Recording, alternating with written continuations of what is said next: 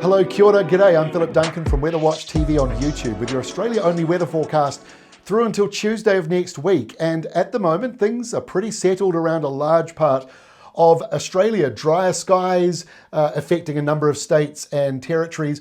We've got a few showers clearing away from Tasmania, the usual thunderstorms and showers up in the tropics, and even then, there's not a huge amount of them. Into Western Australia, though, there is a cold front that's coming along. Now, ahead of that cold front, the temperatures go up, and then behind it the temperatures drop. So that is moving along the southern coastline of Australia over the next 4 or 5 days. It's not moving especially fast.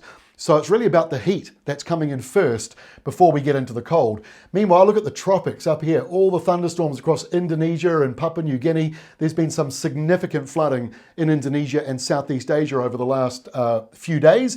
And around New Zealand, clearing away from Lord Howe Island, heading towards New Zealand, low pressure and thunderstorms that have just recently been in Australia. So thanks for sending those over.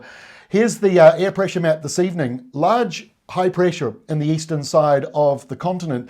One of the largest highs we've actually seen in a number of weeks or months even, right over the top of Australia rather than being on the edges or way out at sea. So that's the reason why the winds are light, the skies are dry, and also why the heat is now starting to lift up because of the northwest airflow on the back of that high pressure system. The southerly change here coming in around parts of Western Australia. So that's where the cold front is as we go into tonight.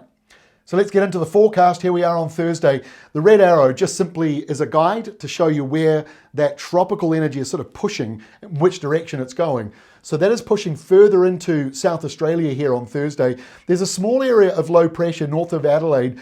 That's kind of like the roundabout between the tropical heat to the north and the high pressure system just to the south over the Great Australian Bight that is encouraging a cooler airflow, southerly or southeasterly coming in. So that's the roundabout really, where that's all mixing up. So you might get some cloud buildups and possibly a shower. But remember, this is a 24-hour rain map up until tomorrow afternoon, showing at this stage basically no rain in there, maybe a couple of showers here and there bubbling up. Let's go into the afternoon part of the wind map because around Tasmania, strong westerlies blow through for a time, west to northwesterly winds. So they might gust up over 100 kilometres an hour in some locations, just getting you into that power outage material or branches breaking. Hopefully for the most part, short-lived, clears away later into the day, and may also be a bit gusty through some of the mountains east of Melbourne. Here's Friday's setup. So again, the red arrow showing the tropical boundary, the tropical heat pushing into New South Wales. So your temperatures will be going up along with a windy nor'wester. I mean, I don't mean especially gusty, but that northwesterly wind picking up, creating a warmer day, a hotter day around Sydney northwards as you go through Friday afternoon. A few showers up in the north here, nothing too big, a couple of leftover showers following that cold front. I mean, it's not a proper cold front that's sweeping along, but as you're going to see, the cooler air is coming in and colder air. It will move along the southern coastline, especially as we go into the weekend, but pretty settled here on Friday in many places. Let's go into the weekend. So high pressure starts here around the Indian Ocean, stretching through to the Great Australian Bight. That then encourages an easterly wind for the lower part of Western Australia, whereas the top half of it, low pressure in here means those winds kind of fade out and a lot more heat and humidity with lower pressure around the top part of Australia. Not a lot of rain though. You know, it's humid, there's some low pressure, but it's not necessarily producing huge amounts of rain, severe thunderstorm risk up there in the top end. But it's really about the heat here around New South Wales and into Queensland. Northwesterly winds, they'll be gusty in some areas. The heat pushes right out, so you'll really feel those temperatures going up on Saturday. But you go southwards, and here comes the polar boundary, once again with a shot of wintry air coming back in. So between the blue and the red, thunderstorms, convergence, where it all sort of meets together. So you could get some heavy rain, thunderstorms, hail. That's also in the forecast. And then that cold change sweeps through later into the day for Tasmania, Victoria, and the southeast corner here of South Australia. It's also quite windy in South Australia. Southeasterlies are a bit gusty here and there.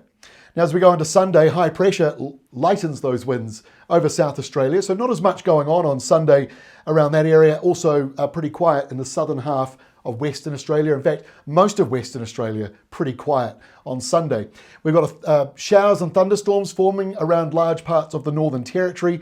Now, Queensland is drier but pretty hot and humid here on Sunday.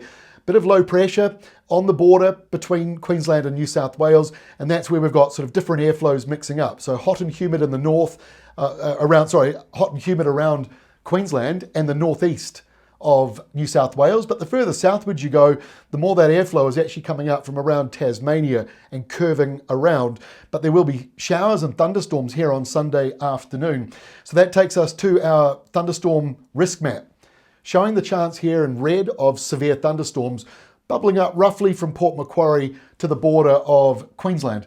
That map's certainly got to change a wee bit, but just you get the rough idea. We've got a chance of downpours, thunderstorms in the northeast corner of New South Wales and the very southeast corner of Queensland as we go into Sunday afternoon and evening, and that will be sliding northwards, I would expect, as we go into Sunday night. Here on Monday, you can still see that area here producing thunderstorms and showers. Again, it's the northeastern side of New South Wales, southeastern side of Queensland, still hot and humid for many places, and that heat here sinking back down again into larger parts of Western Australia, including the western coastline. So you'll feel the heat going up, even though the wind might be a southerly or a southeasterly, as we've got here. Showing up. High pressure around South Australia, but once you drop down to Tasmania, rain returns to the west coast. Westerlies are picking up once more. And on Tuesday, our final map shows the blue boundary here coming in on the lower part of Tasmania. So it's another cooler day for you. Not as cold as maybe it was over the last weekend, and an easterly wind blowing along the very southern part of Australia. But look at the red boundary here, the tropical boundary right back down into New South Wales again, and covering at least, about 70% of Australia here on Tuesday of next week. So quite a few things going on, but at the same time, not a lot going on either. It's a lot more settled than it's been, but it's still unsettled, especially around the edges. And I think now we're switching to a lot more to focusing on what is going on with the red boundary. But the blue one is still there, for now anyway. We'll see how much longer we have to keep talking about it. Hopefully it goes away in the next couple of weeks. That is all from me. See you again tomorrow with our next Australia Only update.